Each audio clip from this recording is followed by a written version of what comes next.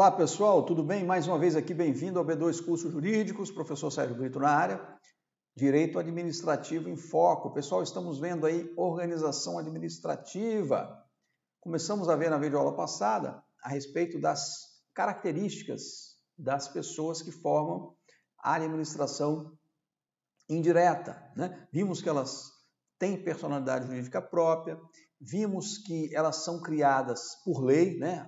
Depende de lei a sua criação, vamos falar assim, algumas são criadas pela lei, a lei autoriza. Elas têm patrimônio próprio, receita própria, né? Vamos continuar, vamos lá para a tela, vamos ver mais algumas características para a gente começar a estudar cada uma delas. Lá na tela comigo, pessoal. Veja só, essas entidades da administração indireta, que nós vemos que são autarquias, fundações públicas, sociedade de economia mista, empresas públicas, elas não são criadas, pessoal, com finalidade principal de lucro, mas podem ter lucro em alguns casos, né? Por exemplo, as empresas públicas, sociedade de economia mista, né? Para explorar a atividade econômica, podem ter lucro. Só podem ser criadas quando for imprescindível a segurança nacional ou interesse coletivo. Isso está lá no artigo 173 da Constituição Federal e há ainda a situação de monopólio previsto no artigo 177 da Constituição Federal de 88.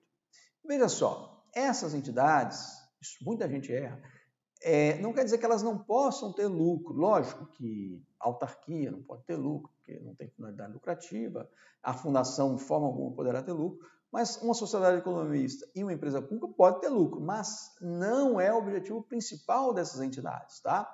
É o objetivo secundário, porque, na verdade, o Estado, quando ele cria uma estatal, quando ele cria uma empresa estatal para atuar exercendo atividade econômica, são naquelas situações de segurança nacional, de interesse coletivo, como nós já vimos, né? ou situação de monopólio. Então, o objetivo principal não é o lucro, é mais uma questão estratégica e por aí vai, tá? Mas principal não é lucro, principal não é lucro. Vamos lá para a tela. Elas possuem, todas elas, uma finalidade específica, né? Até um princípio que nós já vimos, né? A entidade administrativa, ou seja, a União cria essas entidades, o Estado cria, município, distrital, ela está vinculada a uma finalidade específica, o princípio da especialidade que nós vimos no nosso primeiro bloco de matérias, né? A lei, quando cria essa entidade, ela fixa a sua finalidade específica e a alteração dessa finalidade somente pode ser feita por meio de outra lei. Olha só que legal. Essas entidades são criadas por meio de lei, né? Ou a lei autorizando ou a lei criando. E nesta lei tem que dizer qual é a finalidade específica daquela entidade. Não pode ser uma finalidade genérica, geral, né? Tem que ser uma coisa específica. E mais, essa pessoa jurídica, essa entidade, não pode alterar a sua finalidade, somente outra lei poderá alterar, tá? Muito cuidado.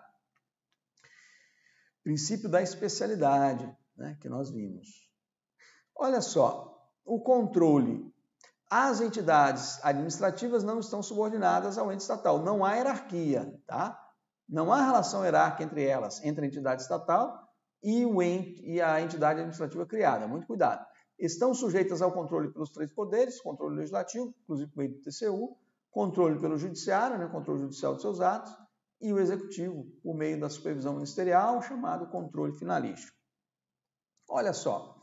Essas entidades, elas, autarquia, fundação pública, sociedade de economia, empresa pública, não são hierarquicamente subordinadas do ponto de vista jurídico, estou falando, pessoal, porque muitos alunos, professor, mas como é que não tem subordinação? Se o presidente, na hora que ele quiser, ele tira e coloca o presidente dessas entidades. Veja, pessoal, é a questão política que nós estamos falando aí. Vocês estão falando da questão política. Juridicamente não existe hierarquia. Não existe subordinação, existe vinculação, existe vínculo, existe um controle finalístico, existe uma supervisão ministerial, existe uma tutela administrativa, tá? Mas não há um controle hierárquico, não há ali hierarquia, não há relação de subordinação e coordenação, ok? Vamos para a tela? Então, vimos que esse controle que ela submete, né, um controle finalístico, sofre controle dos três poderes, né, do legislativo, do judiciário e também do executivo. Vamos agora, pessoal, verificar qual a composição da administração direta. Nós já falamos aqui algumas coisas. Olha só, quais são as entidades da administração direta? Autarquias, fundações públicas, sociedade de economia mista, empresa pública e consórcio público. Vamos ver um pouquinho de cada uma delas. Autarquias. Pessoa jurídica de direito público. Guarda, falou que a autarquia é de direito público. Não tem autonomia política, né? Ela tem autonomia financeira, autonomia técnica, funcional, não possuem capacidade para criar seu próprio direito, ou seja, não tem autonomia política, elas não criam políticas públicas, né? Exemplos, INSS, Banco Central, INCRA e IBAMA. Pessoal, teve um aluno uma vez que me perguntou, professor, você tem como dar um exemplo de todas as autarquias? Olha, não precisa disso, né? Lógico, se você vai fazer um concurso para o INSS, você tem que saber que a INSS é uma autarquia federal. Né? Você não precisa saber quais são todas as autarquias que tem no Brasil. Desculpa, pessoal, não precisa de saber. Algumas principais, né? Lógico, aí até para você ali ter facilidade com a matéria, né? Para você, que é o caso concreto. A autarquia, então, é uma pessoa jurídica de direito público. Não tem autonomia política. Só tem autonomia financeira, administrativa, né? Técnica, beleza? Vamos para a próxima. Fundação pública. Fundação, pessoal, caracteriza por ser um patrimônio total ou parcialmente público que a lei atribui personalidade jurídica de direito público ou direito privado. Então, uma fundação, embora tenha o nome fundação pública, ela pode ser direito público ou direito privado, tá? Para a consecução de fins públicos. Exemplo, a FUNASA, né? A Fundação Nacional da Saúde, é a FUNASA. Existe a FUNAI, Fundação Nacional do Índio. São fundações, fundação pública. Fundações públicas podem ser de direito público, de direito privado. Fundação é um patrimônio, nós vamos ver que esse patrimônio é um patrimônio que o ordenamento jurídico vai conferir para esse patrimônio uma personalidade jurídica própria, então ele vai virar pessoa jurídica, tá? Sociedade e economia mista. Sociedade e economia mista são pessoas jurídicas de direito privado, tá? Direito privado, nas quais há conjugação, por isso tem mista, né? Mista, porque tem conjugação de capital público e privado, sendo a maioria desse capital público e o poder público ele vai ter a gestão dessa empresa, né, dessa sociedade de economia mista. Ela é organizada sob a forma de SA, nós vamos ver por que tem que ser SA, porque permite que você, particular, possa comprar ação, né, tem que ser SA. Exemplo, Petrobras e Banco do Brasil.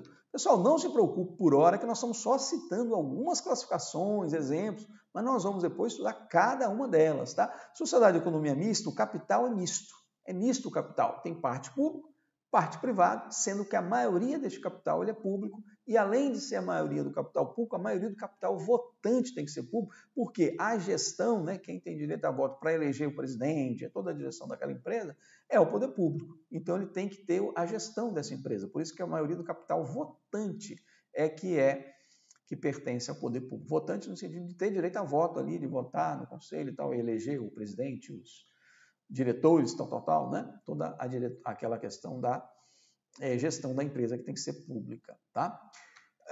Empresas públicas é diferente da sociedade de economia mista. Sociedade de economia mista tem que ser formada por SA e o capital é misto, né?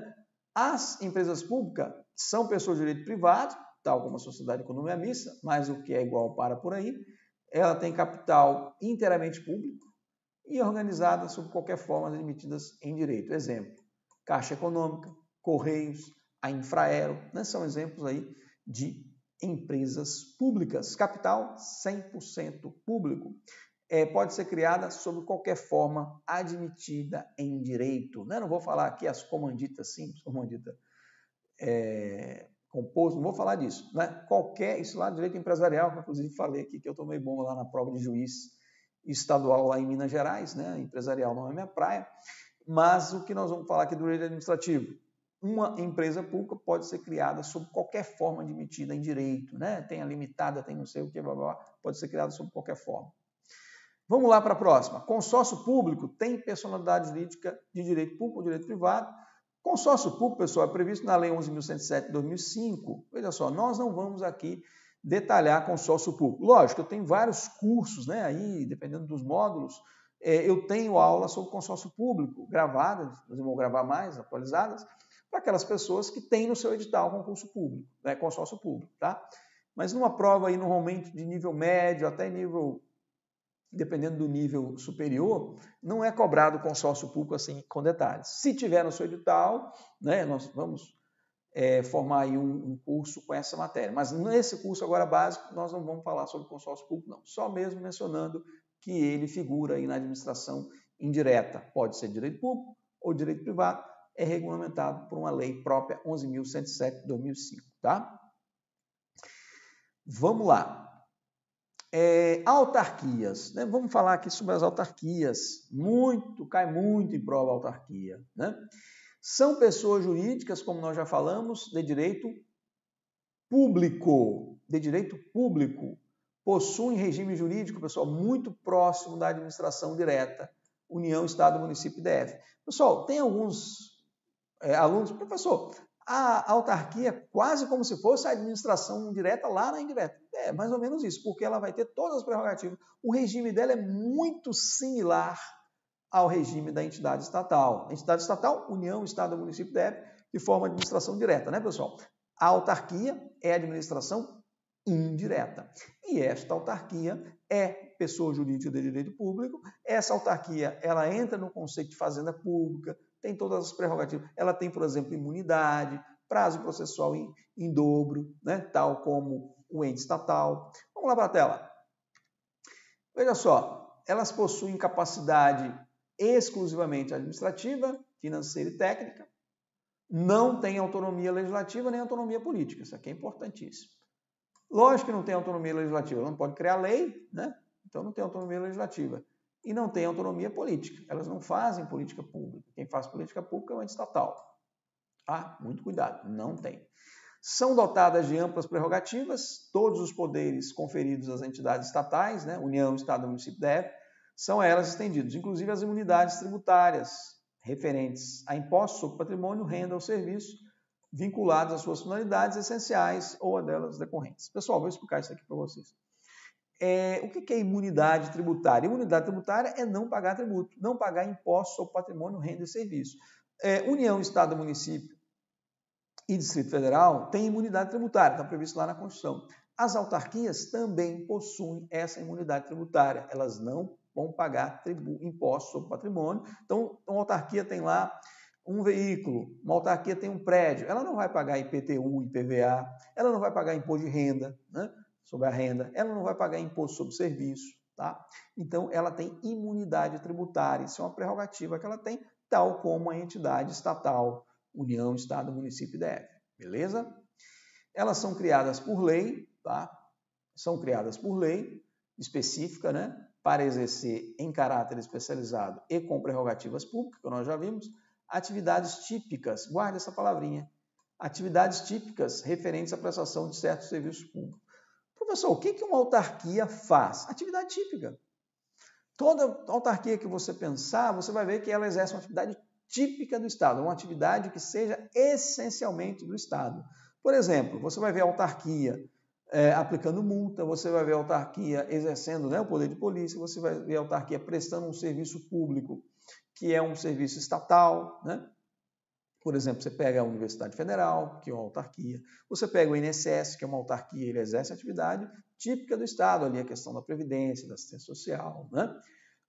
Você pega, por exemplo, depende de cada local, né? Aqui em Maceió, nós temos uma autarquia, a SMTT, a autarquia que vai aqui autuar, né, a parte de trânsito, né? É uma autarquia que faz.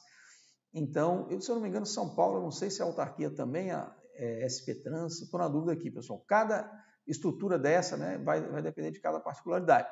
Mas tem lugares que é uma secretaria, tem lugares que é uma autarquia. Eu acredito que seja uma autarquia também, porque são essas entidades que exercem esse poder de polícia e vão ali ter essas prerrogativas que a entidade estatal possui, tá? São criadas por lei para exercer uma atividade típica, guarde essa palavra, atividade típica do Estado, tá?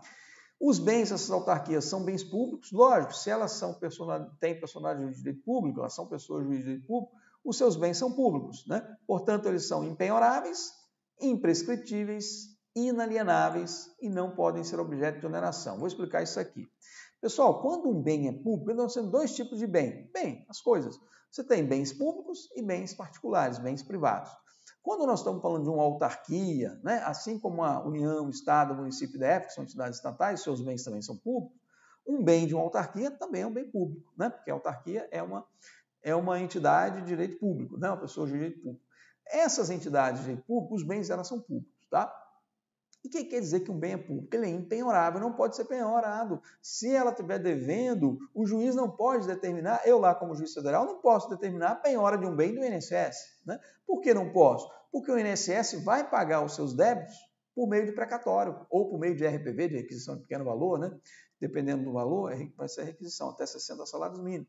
Então, o juiz simplesmente vai comunicar e eles vão reservar lá no orçamento deles um valor para pagar aquela dívida. Então, os bens públicos são impenhoráveis, não pode ocorrer uma penhora. Se eu, particular, estou devendo, não, o particular está devendo e não paga essa dívida, o juiz vai determinar a penhora dos seus bens, né, que são bens privados. Os bens públicos são impenhoráveis. Outra coisa, esses bens são imprescritíveis, eles jamais prescrevem.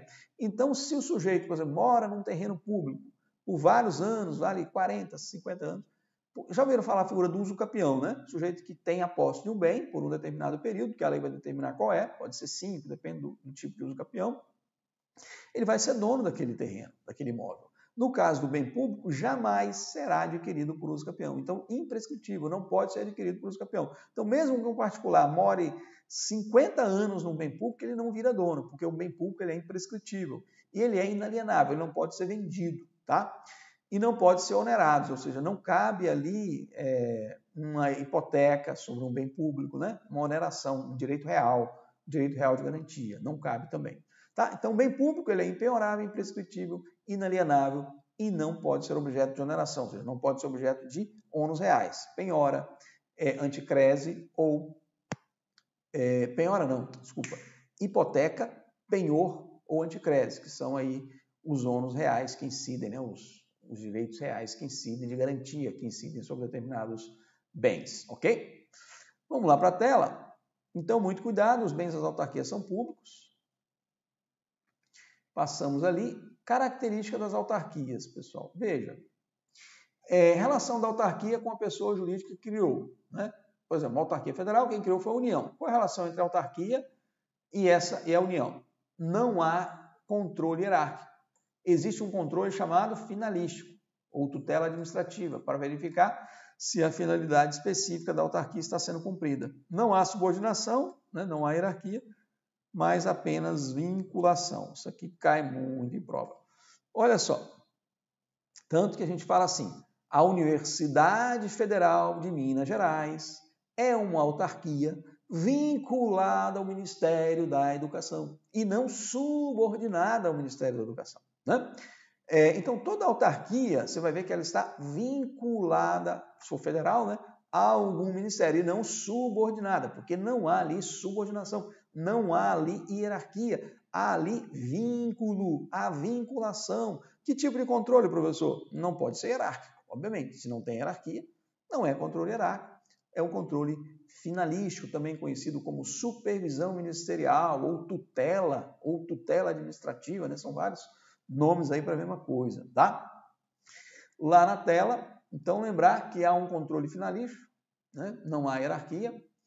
Relação interna, os servidores públicos das autarquias são estatutários, né, pessoal? Eles são regidos, no caso federal, né, pela Lei 8.112 de 90, no caso federal, e ocupam cargos públicos, tá?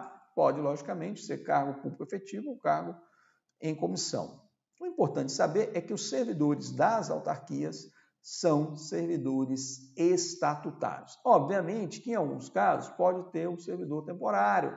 Por exemplo, numa universidade é muito comum a figura do professor substituto, né? O professor substituto é aquele que atua por um tempo, temporariamente.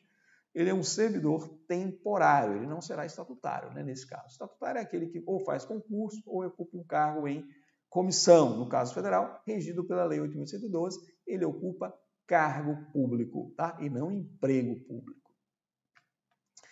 Relação da autarquia com os terceiros, pessoal. Os atos e contratos, né, praticados pelas autarquias. A autarquia expede ato administrativo, celebra contrato administrativo. Nós vamos estudar ainda mais adiante o que é ato, o que é contrato administrativo. Da mesma forma que os entes políticos praticam, né, ato administrativo e celebram contrato administrativo, as entidades autárquicas, né, as autarquias ou entidades autárquicas, também celebram contratos administrativos, também praticam atos administrativos. Muito importante isso, tá? Nós vamos estudar o que é ato administrativo, nós vamos estudar o que é contrato administrativo, por enquanto só guardem isso, tá? Os atos que ela pratica são atos administrativos, os contratos que as autarquias celebram são enquadrados como contratos administrativos, que têm características próprias que nós vamos estudar em pontos específicos. Segura a mão aí, pessoal, para a gente não puxar muito o leque aqui, senão a gente confunde tudo, tá? Vamos lá para a tela. Os atos da autarquia são passíveis de controle judicial por mandado de segurança ou outros remédios constitucionais. Sim, sim, é isso mesmo. Olha só, lógico, está aí no slide, é isso mesmo, né, professor? Veja, por exemplo, imagine você um aluno de uma universidade federal que teve lá sua matrícula negada, não sei o quê, problema no SISU, né, que está até tendo Enem agora, e ele teve uma dificuldade para fazer a matrícula e entra com mandado de segurança contra a reitora. Pode controlar o ato judicial, porque os atos das autarquias são passíveis de controle pelo judiciário, inclusive usando aí ações judiciais, né? Todo controle judicial tem que ter uma ação judicial, que são chamadas de remédios constitucionais, que são aquelas ações previstas na Constituição. Mandado de segurança, habeas data, habeas corpus, né? Um habeas corpus é mais difícil contra a autarquia, a não ser que tenha ali uma restrição de liberdade, né? Mas é possível aí ingressar com mandado de segurança, que é mais comum, né? Ou habeas data, para, de repente, ter acesso a alguma informação, tá? Pessoal, é isso. Os atos das autarquias são passíveis de controle judicial. Vamos avançar, temos muita coisa para ver. Os débitos judiciais da fazenda pública são pagos por meio de precatório. Então, as autarquias também pagam seus débitos por meio de precatórios, né? Autarquia é fazenda pública, tá, pessoal? Autarquia entra no conceito de fazenda pública. Privilégios das ações judiciais. Por ser fazenda pública, possui alguns privilégios processuais, por exemplo, prazo em dobro, isenção de custas, ela não paga custos processuais, tem o reexame necessário. Olha só, quando a autarquia tem uma dívida, como é que essa dívida é cobrada? Por meio de precatório, né? Uma dívida judicial, já transitou em julgado, aí vai para o precatório, né? Aquela história de reconhece que deve, mas paga quando puder, ou seja, vai ter que se inscrever no orçamento para poder pagar no ano seguinte. Então, tem esse privilégio, né? A Fazenda Pública tinha esse privilégio. Nós, mortais, particulares, quando estamos devendo, se tiver bem, se vai ser seu bem penhorado, seu bem vai a leilão para pagar sua dívida, né? No caso do poder público, como os bens públicos são impenhoráveis, paga-se por meio de precatórios, tá? Precatórios. É um reconhecimento daquela dívida judicial, transitada em julgado, e vai ser colocada uma rubrica lá no orçamento, né? Está uma discussão agora do precatório calote do ano que vem, né? Naquele orçamento para poder ser pago quando tiver o recurso, tá, pessoal? Prescrição, também tem prazo em dobro, como eu já falei, não paga custas, né? Reexame necessário, que é mesmo que o juiz, mesmo que não recorra, o juiz é obrigado a remeter para o tribunal, seu reexame necessário. Mesmo que não recorra, o juiz é obrigado a remeter para o tribunal reexaminar aquela decisão dele.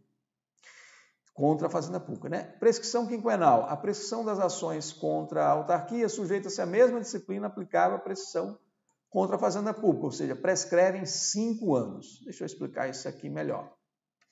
Pessoal, imagine um servidor público da Universidade Federal. Você pode, se você estiver em Alagoas, pode ser a UFAL, se você estiver em Minas Gerais, pode ser o FMG, se você estiver no Espírito Santo, pode ser a UFS, vamos pegar aí qualquer universidade federal que você pensar aí. Veja, essa Universidade Federal, se essa pessoa, esse servidor público dessa entidade, ele acha que tem um direito lá, trabalhista que ele não recebeu, ele tem um prazo para cobrar isso, ele tem 5 anos, porque senão prescreve. Prescrição é a perda da pretensão a um direito. Então, contra a Fazenda Pública, existe uma prescrição chamada de quinquenal, ou seja, 5 anos. Tá? Prescrição é de 5 anos contra a Fazenda Pública. O que significa essa prescrição? É a perda da pretensão a um direito. O sujeito acha que tem um direito, não entra com a ação e entra só depois de 5 anos. Prescreveu. Já era, não vai receber mais nada, ok? Então, contra as autarquias, temos essa prescrição quinquenal, quinquenal, que significa 5 anos. Procedimentos financeiros, né? As autarquias, elas submetem à contabilidade pública, sua contabilidade não é uma contabilidade como as empresas privadas, é pública, e ela submete também a responsabilidade fiscal. Não é tão relevante isso, mas eu coloquei no slide. Vamos agora passar para a responsabilidade. Para passar para a responsabilidade, eu vou dar um exemplo para vocês. Imagine você que esse servidor dessa Universidade Federal, da UFMG, né, Universidade Federal, lembrando aí dos meus cursos que eu fiz lá, Direito e Engenharia, ou lugarzinho bom ali, o UFMG. Então, veja, saudade, né? Ali é muito bom. Então, veja, pessoal, o que nós tínhamos? Imagine você que tinha lá um motorista da UFMG, né? Motorista da UFMG, dirigindo ali o carro, um veículo da UFMG, ele atropela uma pessoa, né? No exercício ali da sua função. Olha, quem vai responder perante a vítima? Você concorda comigo que é o UFMG? Lembra a teoria do órgão? O ato praticado pelo agente é imputado, né, à Universidade Federal, que é uma autarquia. Então, veja, os atos praticados pelos servidores das autarquias, quem responde? A própria autarquia. E essa responsabilidade, ela é objetiva, como regra, né? Como regra, hoje o STF quase que objetivou tudo mesmo. Por que é objetiva? Não precisa de provar culpa. Basta provar o quê? O dano, o nexo causal e o ato da administração. Vamos lá na tela? Veja, a autarquia responde diretamente perante terceiros. Por que diretamente? A União nem vai ser chamada aqui nesse caso, né? A própria autarquia, o FMG, perante terceiros pelos danos a estes causados por seus servidores públicos. Mas há o direito de regresso, lógico. Se aquele servidor Joãozinho ali, que estava dirigindo um veículo da UFMG, atuou com dolo ou culpa, meu amigo, SAL vai estar no SAL. Por quê? Ele vai responder de forma regressiva. A UFMG vai indenizar a vítima, mas depois vai se regressar, direito de regresso, contra o servidor Joãozinho. Porque, neste caso, ele atuou com dolo ou culpa, então ele responde. Mas veja, primeiro responde a entidade estatal, a entidade, no caso, a entidade autárquica, né? Não a estatal. E a União, professor, responde? A União não criou a FMG? Só vai responder a União se a FMG não tiver recurso para pagar isso. Ou seja, a União só responde de forma subsidiária, só depois de, subsidiária depois de. Está na tela comigo. Veja, essa responsabilidade, como eu falei, ela será em regra objetiva, ou seja, independe de culpa do servidor, basta provar o quê? A atuação administrativa, o dano e o nexo de causalidade entre a atuação e o dano para a vítima ter direito ao din-din da indenização, né? Vai ter lá direito ao recurso da indenização em dinheiro para essa vítima, né? Provou o dano, provou o ato e provou o nexo causal. O nexo causal é a relação de causa e efeito, né? O dano foi causado pelo ato do agente. A entidade estatal, pessoal, que criou, no caso aqui a autarquia, né? A entidade estatal que criou a autarquia, no caso, por exemplo, a UFMG e aqui a União, né? A União que criou a UFMG terá responsabilidade somente subsidiária em relação à autarquia, em relação à UFMG, quando o patrimônio da autarquia não for suficiente, ou seja, for insuficiente para pagar a indenização. Responsabilidade subsidiária, então, é responder depois da responsável principal. Depois do responsável principal. Entenderam, pessoal? A União não vai ser nem chamada nesse processo. Só se acontecer uma coisa que não, a indenização foi tão alta que a UFMG não tem condição de pagar. Aí sim, subsidiariamente, responde a União. Tá ok? Subsidiariamente responde o ente estatal. Quem é que responde de forma direta? A autarquia, pelos atos praticados pelos seus servidores. Responsabilidade essa que é objetiva, independe de dolo ou culpa do agente. Professor, mas o Joãozinho lá, o servidor, atuou com dolo ou culpa. Ora, aí ele vai responder de forma regressiva. Primeiro, a UFMG, no caso, vai indenizar a vítima e depois o Joãozinho vai estar no SAL, como se diz, porque eles vão entrar com ação contra ele regressivamente. Ok? Vamos lá para a tela. Autarquias sob regime especial. Veja, o que são autarquias sob regime especial? São autarquias que contêm alguma particularidade, né? Seja prerrogativas ou restrição que distingue da autarquia comum. Por exemplo, os dirigentes têm um mandato fixo, né? É a lei que vai estabelecer essas peculiaridades. Exemplo, agências reguladoras, o Banco Central, né? São consideradas aí agências sob regime, autarquias sob regime especial. O que é uma autarquia sob regime especial? É uma autarquia que tem, o pessoal do interior fala, um plus a mais, né? Um plus já é a mais. Tem uma particularidade que a outra comum não tem. Ou um mandato fixo dos diretores, ou maior autonomia, né? Como é o caso do Banco Central. Então, são dois exemplos de autarquia sob regime especial. Autarquias, agências reguladoras e o Banco Central. certo? Vamos lá para a tela. Agências reguladoras, pessoal. Olha só, o que são agências reguladoras? São autarquias de regime especial que possuem a função de fiscalizar as atividades que foram transferidas por meio de delegação aos particulares. Por exemplo, a Anatel, com certeza já ouviu falar, a Anatel, a ANP, a NTT, a Anvisa, né? São agências reguladoras. O que elas são? Autarquias, mas em regime especial. Por que em regime especial? Elas têm uma particularidade que as autarquias comuns não têm. O mandato dos seus dirigentes são mandatos fixos. Tá? Vamos lá para a tela. Olha só, mandato fixo dos dirigentes. Na esfera federal, eles são nomeados por quem? Quem nomeia? Presidente da República. Mas só depois da aprovação do Senado Federal. Olha só como é que acontece isso. O presidente indica uma pessoa, o Senado Federal faz aquela famosa sabatina. Se a pessoa passou naquela sabatina, né, o Senado aprovou o nome dele, aí o presidente nomeia. E ele vai ter um mandato fixo. Ninguém pode tirar, ele é imexível, né, usando aí um termo até usado por um ministro lá atrás, ministro do Trabalho, se eu não me engano. Não pode mexer nele. Não sei nem, acho que nem existe esse termo, imexível, né? Não pode mexer, ele não pode sair. Agora, ele pode pedir renúncia, ele pode responder um processo, ter uma ordem judicial tirando ele. Fora isso, ele não pode sair. Tá? Olha só na tela. Só pode o dirigente, né, perder o mandato em caso de que renúncia, ele pede para sair, condenação judicial transitada de julgado, ordem judicial, né, transitado de julgado, ou então um processo administrativo disciplinar. Tá? Essas agências reguladoras possuem poder normativo, mas não pode extrapolar a lei, elas podem editar atos normativos, né? Por exemplo, a Anatel, de vez em quando, solta lá as suas resoluções, as suas normas para regulamentar lá a atividade de prestação de serviço de telefonia e por aí vai. Licitação, sujeita-se à Lei 8666 e estão sujeitas à licitação modalidade pregão-consulta. Então, modalidade pregão-consulta é aplicável aí às agências reguladoras. Competência, se for uma agência reguladora federal, a Justiça Federal que vai julgar. Por quê, pessoal?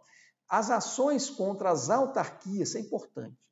Toda autarquia federal, quando ela estiver em juízo, quando ela for acionada ou ela acionar alguém, essa ação vai ser julgada pela Justiça Federal. Então, guardem isso.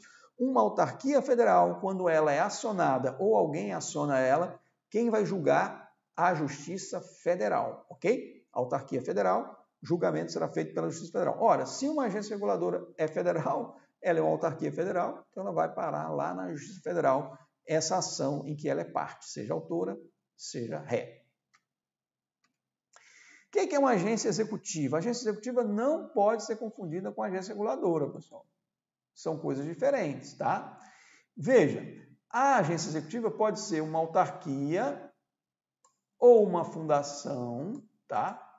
Assim qualificada por ato do chefe do executivo, o chefe do executivo que qualifica essa fundação ou autarquia como agência executiva, que celebra com o órgão da administração ao qual se acha vinculado um contrato de gestão, passando com isso a gozar de maior autonomia gerencial e financeira.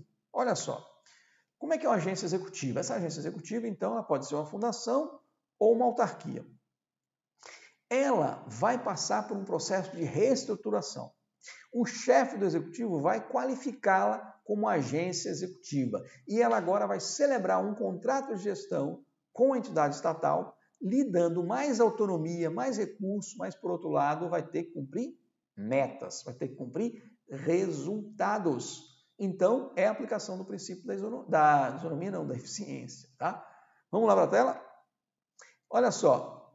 A agência executiva é um status, ou seja, uma qualificação, um título jurídico, uma qualificação que se confere a uma autarquia ou a uma fundação pública que já existe, né? Já existente. Exemplo de uma agência executiva, o Inmetro, né?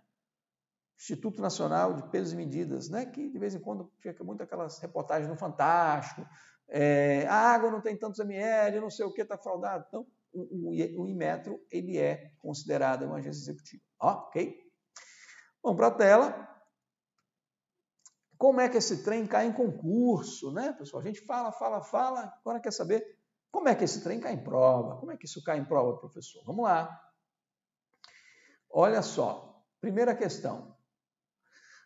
Autarquia pode ser criada por ato administrativo originário do Ministério? Não. A autarquia só pode ser criada por meio de lei, né?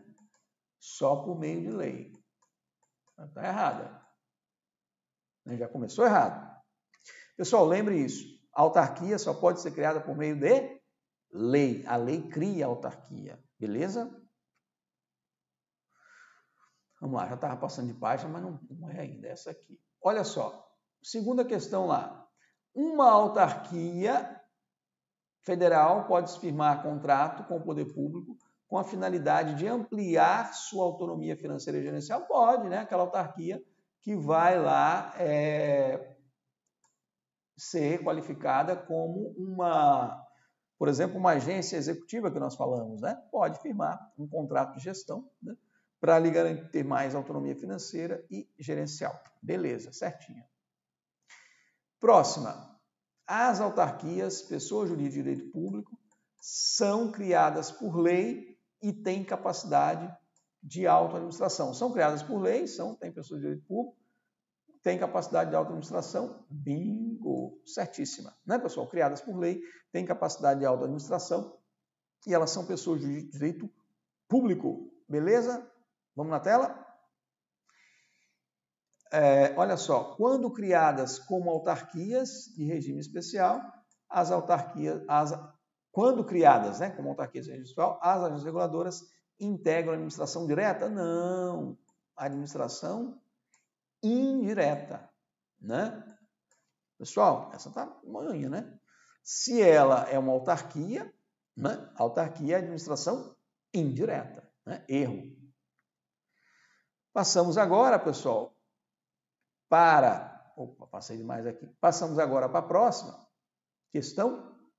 Então, essas duas aí para encerrar essa videoaula. Veja, as autarquias são pessoas jurídicas de direito público, integrantes da administração indireta, beleza, certíssima, que devem, até aqui, né, obediência integral à lei de licitações e contratos e estão sujeitas ao controle pelos tribunais de contas, sim. A investidura de seus cargos depende de aprovação prévia em concurso público, ressalvadas as nomeações para o cargo em comissão, declarado de livre nomeação e exoneração. Certíssimo. Pessoal, só explicar uma coisinha aqui que eu não cheguei a falar, mas é o momento, né? Quando falamos em cargo efetivo, esse cargo efetivo exige prévio concurso para ingresso, né? Cargo em comissão é de livre nomeação e livre exoneração. Não precisa de concurso para ingresso, mas também o cara pode ser exonerado a qualquer momento. Então, veja, está certíssima a questão, perfeita, dá até para estudar, né? Como a gente fala. Vamos lá para a tela. A última questão dessa videoaula. Autarquias possuem personalidade jurídica e patrimônio próprios, embora não façam jus a receitas próprias. Ora, elas têm receita própria, tá?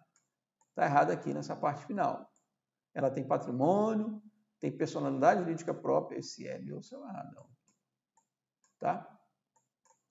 Então, veja, pessoal, elas têm personalidade jurídica própria, a questão tem patrimônio próprio e podem fazer e fazem jus às receitas próprias, sim, né?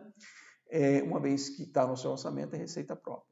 Pessoal, vamos parar por aqui, nós vamos adiantado, em média a gente tem 30, 40 minutos de videoaula, para a gente não quebrar aí, talvez a última fique um pouco mais longa, tá? Na próxima videoaula nós vamos aí ver fundação, empresa pública, sociedade de economia mista, né? Vamos ver se a gente consegue fechar na próxima videoaula esse tópico. Pessoal, até a próxima, fique com Deus, bons estudos e vai fazendo as questões aí estudando, ok? Um abraço.